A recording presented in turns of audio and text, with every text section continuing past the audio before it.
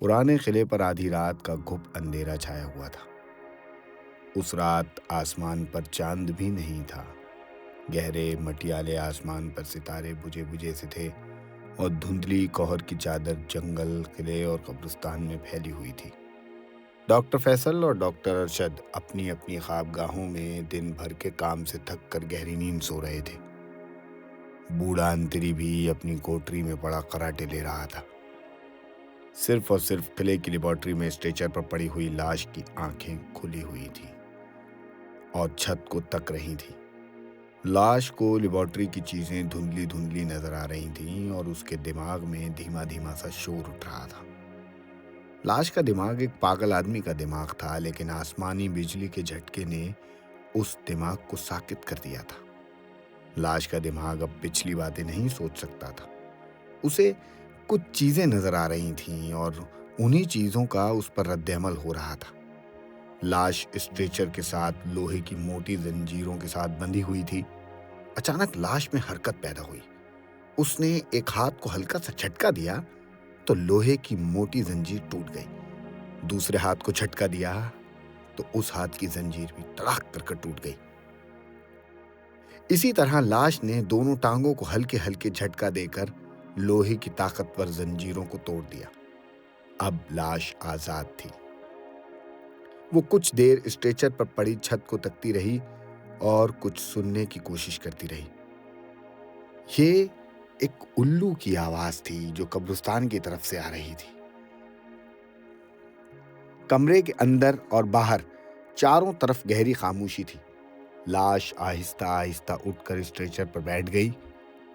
دور سے وہ ایک جن لگتا تھا جو اسٹریچر پر بیٹھا ہو۔ لاش نے غور سے دیکھا کہ اس کے سارے جسم پر پٹیاں بندھی ہوئی ہیں اور کہیں کہیں ہڈیوں کے جوڑوں پر خون کے دھبے لگے ہوئے ہیں۔ لاش اٹھ کر کھڑی ہو گئی۔ وہ اتنی لمبی چوڑی تھی کہ اس کا سر اوپر چھت کے ساتھ لٹکے ہوئے بلب کو چھو رہا تھا۔ اس نے کمرے میں قدم قدم چلنا شروع کر دیا۔ لاش یوں چل رہی تھی جیسے کسی کھلونے میں چابی بھر دی گئی ہو اور وہ آہستہ آہستہ حرکت کر رہا ہو۔ گردن گھمانے کے لیے لاش کو سارے کا سارا پیچھے گھومنا پڑتا تھا۔ اس کے لمبے لمبے بازو گھٹنوں تک لٹکے ہوئے تھے۔ کھوپڑی کے ٹانکے صاف نظر آ رہے تھے۔ لاش چلتی ہوئی دیوار کے ساتھ لگے آئینے کے سامنے آ کر کھڑی ہو گئی۔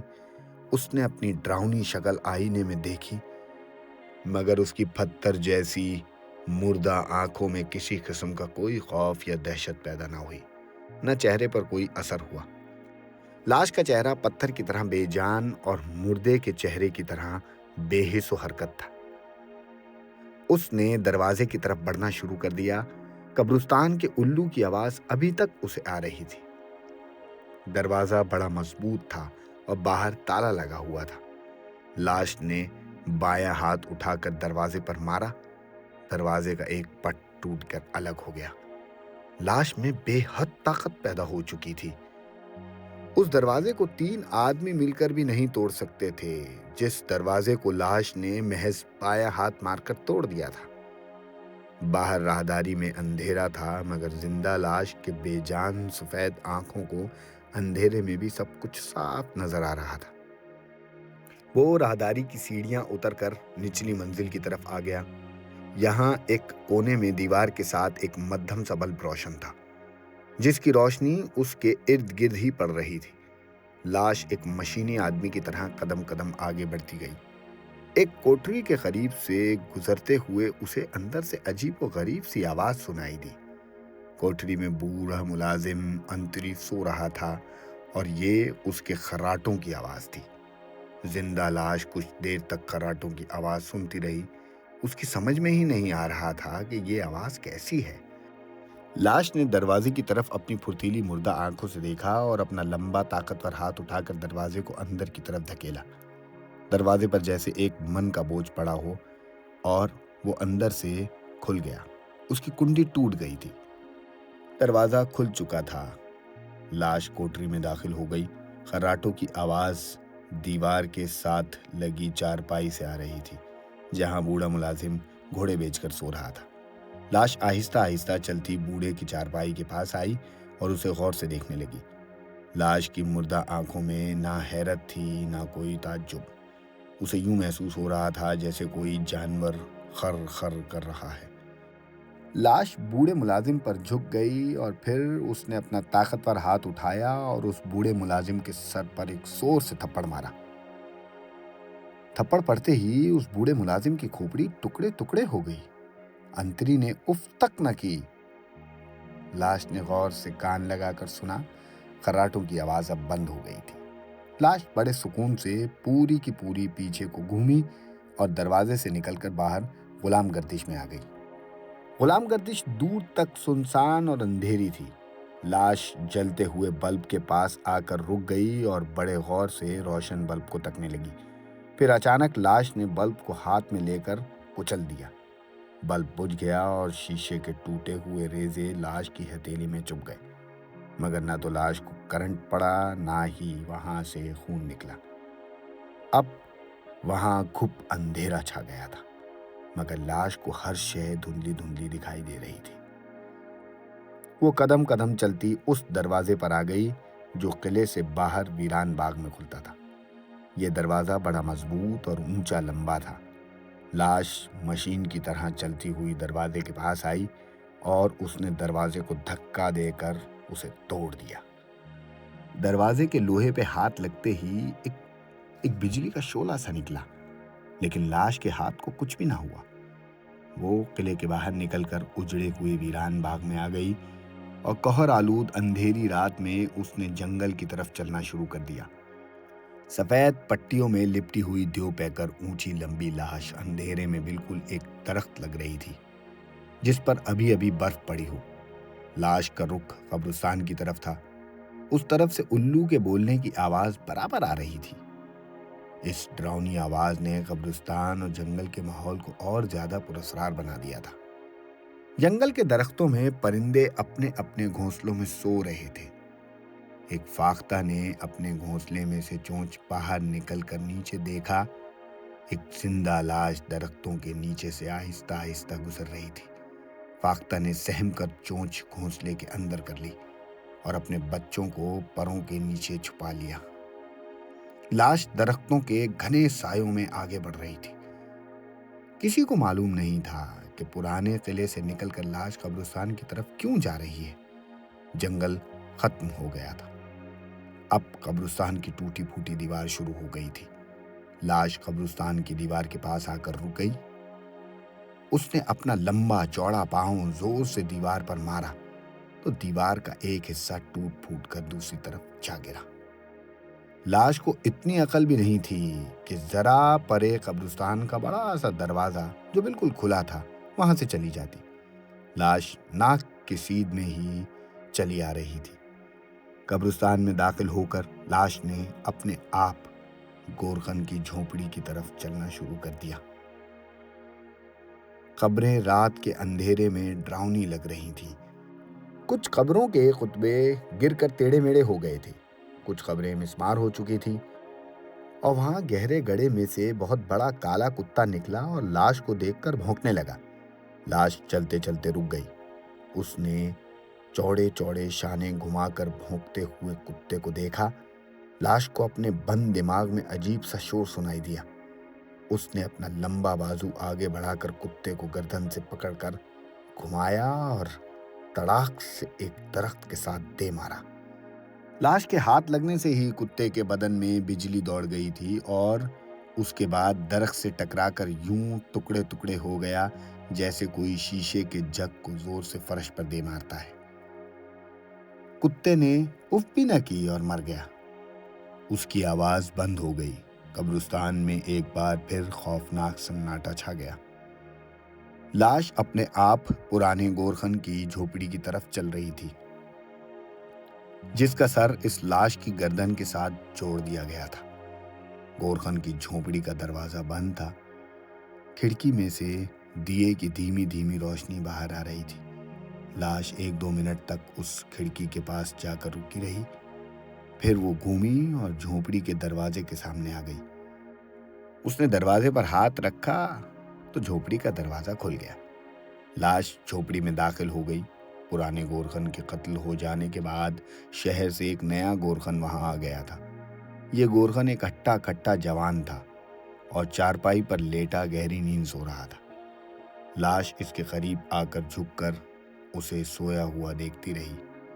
لاش نے ہاتھ اوپر اٹھایا تو میز پر رکھی ہوئی پیالی نیچے گر پڑی۔ پیالی گرنے کے شور سے ہٹے کٹے گورکھن کی آنکھ کھل گئی۔ کیا دیکھتا ہے کہ ایک ہیبت ناک جن جس کے سارے جسم پر سفید پٹیاں بندھی ہیں اس پر جھکا ہوا اپنی بے جان ٹھنڈی پتریلی آنکھوں سے گور رہا ہے۔ اس نے سوچا کہ کوئی روح قبر میں سے نکل کر اس کی جھوپڑی میں آ گئی ہے۔ وہ روحوں اور جن بھوت سے نہیں ڈرتا تھا۔ وہ ایک بہادر نوجوان تھا۔ ایک سیکنڈ کے اندر وہ تڑپ کر چارپائی سے اٹھا اور دیوار کے ساتھ لگی کدال اٹھا کر اس نے لاش پر حملہ کر دیا۔ لاش اپنی جگہ پر چپ چاپ کھڑی رہی۔ اس نے ذرا بھی ہلنے جلنے، اپنے بچاؤ کرنے یا بھاگنے کی کوشش بھی نہ کی۔ گورکھن نے جب کدال اس کی طرف بڑھا کر حملہ کیا تو اس نے اپنا لمبا ہاتھ اوپر اٹھا کر کدال کو اپنے مضبوط پنجے میں لے لیا۔ لاش کا ہاتھ لگنا تھا کہ کدال میں سے بجلی کا ایک شعلہ سا نکلا جس نے گورکھن کے چہرے کو جھلسا دیا۔ گورکھن نے چیخ مار کر اپنے دونوں ہاتھ جلتی ہوئی آنکھوں پر رکھ دیے۔ اس کے ساتھ ہی لاش نے آگے بڑھ کر گورکھن کو دونوں ہاتھوں سے پکڑ کر اپنے سر کے اوپر اٹھا لیا۔ 6 من کے ہٹے کٹے جوان گورکھن کو لاش نے ایک چوہے کی طرح اٹھا رکھا تھا۔ گورکھن نے بڑے ہاتھ پاؤں مارے مگر لاش کی گرفت لوہے کے شکنجے کی طرح مضبوط تھی۔ پھر اس کے جسم سے نکلتی ہوئی بجلی کی شعاعیں گورکھن کو جلا کر بھسم کر رہی تھیں۔ گورکھن نے ایک اور چیخ ماری اور لاش نے اسے زور سے فرش پر پٹک دیا۔ بیچارے گورکھن کی کمر، گردن اور ٹانگوں کی ہڈیاں چور چور ہو گئی۔ اسے یوں لگا جیسے وہ 8 منزلہ عمارت سے نیچے فرش پر آ گرا ہے اور گرتے ہی وہ مر گیا۔ لاش نے گورکھن کے مردہ جسم کو اپنے پاؤں تلے کچل کر رکھ دیا۔ یوں محسوس ہو رہا تھا جیسے زندہ لاش گورکھن سے انتقام لے رہی ہے کہ وہ اس کی جگہ جھونپڑی میں کیوں آیا ہے۔ لاش زمین پر جھک گئی اور فرش پر اس حصے کو تکنے لگی جہاں اس کا سر کاٹ کر ڈاکٹر فیصل نے اس کی لاش کو دفن کر دیا تھا اور جہاں سے بعد میں لاش پولیس نکال کر لے گئی تھی۔ زندہ لاش سر جھکائے اس گڑھے کے پاس بیٹھی رہی۔ پھر وہ اٹھی اور بڑے آرام سے جھونپڑی سے نکل کر باہر قبرستان میں آ گئی۔ قبرستان میں کوئی آواز نہیں آ رہی تھی۔ ہر طرف ہو کا عالم طاری تھا۔ اب الو نے بھی بولنا بند کر دیا تھا۔ لاش اپنے آپ چلتے ہوئے اس کچی قبر کے پاس آ کر رک گئی جہاں اس کا بغیر سر کا دھڑ دفن تھا۔ قبر پر درختوں کے سوکھے ہوئے پتے پڑے تھے۔ لاش ایک بڑے سے پتھر پر بیٹھ گئی اور اپنی قبر کو مردہ آنکھوں سے تکتی رہی۔ کسی کو معلوم نہیں ہو سکتا تھا کہ زندہ لاش کو وہاں کیا دکھائی دے رہا تھا اور وہ اپنے جامد و ساکت دماغ کے ساتھ کیا سوچ رہی تھی۔ دفتن لاش کو ایک تیز سسکار کی آواز سنائی دی۔ لاش نے کوئی خیال نہ کیا۔ اس کے بعد دوبارہ وہی سسکار پھر سنائی دی۔ لاش نے کندھے گھما کر دائیں طرف دیکھا تو قریب ہی ایک سیاہ ناگ اپنا خوفناک پھن پھیلائے اس کی طرف خون آلود آنکھوں سے گھورتے ہوئے جھوم رہا تھا اور بار بار اپنی 2 شاخہ زہریلی زبان نکال کر سسکار رہا تھا۔ لاش پھرتیلی آنکھوں کے ساتھ ناک کو گھورتی رہی۔ سانپ بھی اپنی سرخ آنکھوں سے زندہ لاش کو تکتا رہا۔ نہ لاش کے دماغ میں آ رہا تھا کہ یہ پھن پھیلائے کون شے کھڑی ہے اور نہ ہی ناگ یہ سمجھ سکتا تھا کہ یہ دیو ہیکل کون سی شے ہے جو اس کے سامنے پتھر پر بیٹھی ہے۔ لاش نے ذرا حرکت کی تو سانپ نے اپنی فطرت سے مجبور ہو کر لاش کی پنڈلی پر ڈس لیا۔ سانپ کا لاش کی پنڈلی سے منہ لگانا تھا کہ ایک شعلہ نکلا۔ سانپ کو ایک جھٹکا سا لگا اور وہ پھڑک کے پرے جا گرا اور مر گیا۔ لاش نے سانپ کو اٹھا کر ہتھیلی پر رکھا اور اسے کتنی دیر غور سے دیکھتا رہا۔ پھر اس نے اسے پاؤں سے کچل دیا۔ اب وہ لاش ایک بار پھر اس قبر کو دیکھنے لگی جس میں اس کا سر کٹا دھڑ دفن تھا۔ پھر یکا یک لاش پتھر پر سے اٹھی، قبر کے پاس آئی اور اس نے قبر کھودنا شروع کر دیا۔ زندہ لاش اس تیزی کے ساتھ قبر کھود رہی تھی جیسے کوئی مشین ہو۔ دیکھتے ہی دیکھتے قبر کے پاس مٹی کا ڈھیر لگ گیا۔ قبر پوری کھل گئی تھی۔ لحد میں اس کی لاش کفن میں لپٹی پڑی تھی جس کا سر غائب تھا۔ زندہ لاش نے مردہ لاش کا کفن ہٹایا اور اپنے مردہ جسم پر ہاتھ پھیرنے لگا۔ لاش گل سڑ گئی تھی اور اس کی ہڈیاں جگہ جگہ سے نکل آئی تھیں۔ پسلیوں کے پنجر صاف نظر آ رہے تھے۔ زندہ لاش نے مردہ لاش کی گردن سے ہاتھ لگا کر اپنی گردن کو چھوا۔ وہ دیر تک ایسا ہی کرتی رہی۔ پھر اس نے زمین پر سے سانپ کی کچلی ہوئی لاش اٹھا کر اسے پوری طاقت سے ہوا میں اچھال دیا۔ سانپ کا مردہ جسم دور اوپر درختوں کی سب سے اوپر والی شاخوں میں جا کر الجھ گئی۔ لاش چہرہ اوپر اٹھا کر ٹہنیوں میں لٹکی ہوئی سانپ کی کچلی ہوئی لاش کو دیکھتی رہی۔ پھر جانے لاش کے دماغ میں کیا خیال آیا کہ اس نے دونوں ہاتھوں سے درخت کو ایک زوردار دھکا مارا کہ درخت یوں جڑ سے اکھڑ کر گر پڑا جیسے کسی ٹینک نے اسے ٹکر مار دی ہو۔ اس کے بعد لاش نے کھلی قبر میں پڑی ہوئی سرکٹے گورکھن کی لاش کو ایک بار دیکھنے کی بھی تکلف گوارا نہ کیا اور ایک طرف کو آہستہ آہستہ چلتے ہوئے قبرستان کے اندھیرے درختوں میں غائب ہو گئی۔ اب رات کافی ڈھل چکی تھی۔ آسمان پر ستارے مان پڑ رہے تھے اور صبح کی ہلکی ہلکی نیلی روشنی مشرق کی طرف سے ابھرنے لگی تھی۔ اگرچہ ہر طرف ٹھنڈا یک کہر پھیلا ہوا تھا، پھر بھی اندھیرے میں سے قلعے کی دیواریں، مینار اور درختوں کی چوٹیاں نمایاں نظر آنے لگی تھی۔ قلعے کی دوسری منزل کی ایک کھڑکی میں بتی جل رہی تھی۔ ڈاکٹر فیصل صبح صبح اٹھ کر غسل خانے میں منہ ہاتھ دھو رہا تھا۔ وہ سب سے پہلے اوپر جا کر لاش کو دیکھنا چاہتا تھا کہ ابھی اس میں زندگی کے آثار پیدا ہوئے ہیں یا نہیں۔ منہ ہاتھ دھو کر اس نے گاؤن پہنا اور کمرے سے نکل کر اوپر لیبارٹری کی طرف چل پڑا۔ اسے تعجب ضرور تھا کہ بوڑھا ملازم ابھی تک سو رہا تھا اور معمول کے مطابق کافی لے کر نہیں آیا تھا، حالانکہ اس وقت تک وہ کافی لے کر آ چکا ہوتا ہے۔ اس نے سوچا بوڑھا تھکاوٹ کی وجہ سے شاید سو رہا ہوگا۔ اس نے انتری کو اٹھانے کی ضرورت محسوس نہ کی اور راہداری میں سے ہوتا ہوا اوپر لیبارٹری والی منزل پر آ گیا۔ ایک دم اس کا اوپر کا سانس اوپر اور نیچے کا سانس نیچے رہ گیا۔ لیبارٹری کا دروازہ ٹوٹا ہوا تھا۔ وہ کانپتے ہوئے دل کے ساتھ اندر داخل ہوا۔ اسٹریچر پر سے لاش غائب تھی۔ وہ وہیں پتھر کی طرح کھڑے کا کھڑا رہ گیا۔ اسے یوں محسوس ہونے لگا جیسے لاش اس کمرے کے اندر ہے اور اس کی ایک ایک حرکت کا جائزہ لے رہی ہے۔ اس نے لیبارٹری میں چاروں طرف گھوم کر دیکھا، لاش وہاں کہیں بھی نہیں تھی۔ ٹوٹے ہوئے دروازے سے صاف ظاہر تھا کہ لاش وہاں سے نکل کر جا چکی ہے۔ ڈاکٹر لپک کر سیڑھیوں میں گیا۔ وہ جلدی جلدی سیڑھیاں اتر کر نیچے راہداری میں آیا۔ اس نے وہاں معمول کے خلاف اندھیرا محسوس کیا۔ کونے والا بلب نہیں جل رہا تھا۔ قریب جا کر اس نے دیکھا کہ فرش پر ٹوٹے ہوئے بلب کی کرچیاں بکھری ہوئی ہیں۔ سوئچ میں سے بجلی کی تار یوں باہر نکلے ہوئے تھی جیسے کسی نے ہاتھ سے نوچ ڈالے ہوں۔ ڈاکٹر سمجھ گیا یہ کام سوائے لاش کے اور کوئی نہیں کر سکتا۔ سوال یہ تھا کہ لاش نے اور کیا کیا نقصان کیے ہیں۔ اچانک اسے بوڑھے ملازم کا خیال آیا۔ وہ بھاگ کر انتری کی کوٹری کی طرف گیا۔ کوٹری کا دروازہ بھی ٹوٹا ہوا تھا۔ ڈاکٹر فیصل کا جیسے کسی نے دل پکڑ لیا ہو۔ وہ تیز دھڑکتے دل کے ساتھ کوٹری میں داخل ہوا۔ ڈاکٹر فیصل نے جیسے ہی کوٹری میں قدم رکھا تو کھڑکی سے صبح کی ہلکی ہلکی روشنی اندر آ رہی تھی اور بوڑھے انتری کی لاش چارپائی پر پڑی تھی۔ اس کا سر جیسے کسی نے ہتھوڑے سے مار مار کر کچل دیا تھا۔ ڈاکٹر فیصل کے منہ سے چیخ نکلتے نکلتے رہ گئی۔ اب وہ ڈاکٹر ارشد کے کمرے کی طرف بھاگا۔ اس نے ڈاکٹر ارشد کے کمرے کا دروازہ بند دیکھا تو اس کی جان میں جان آئی۔ دروازہ اندر سے بند تھا۔ فیصل نے زور زور سے دروازہ کھٹکھٹانا شروع کر دیا۔ ارشد ارشد اٹھو!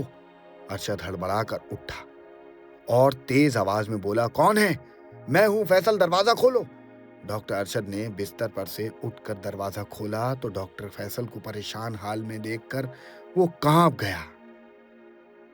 जब फैसल ने उसे बताया कि लाश जिंदा हो गई है, वो लेबोरेटरी से गायब है और उसने बूढ़े अंतरी का खून कर दिया है, तो डॉक्टर अरशद के चेहरे पर से हवाइयां उड़ने लगी। इसका मतलब ये हुआ कि अब वो लाश हमारी तलाश में है। खुदा जाने किसकी तलाश में है। वो जहां कहीं भी है, उसको हर हाल में काबू करना होगा। क्या क्या क्या क्या तुम उसे यहां से कंट्रोल नहीं कर सकते?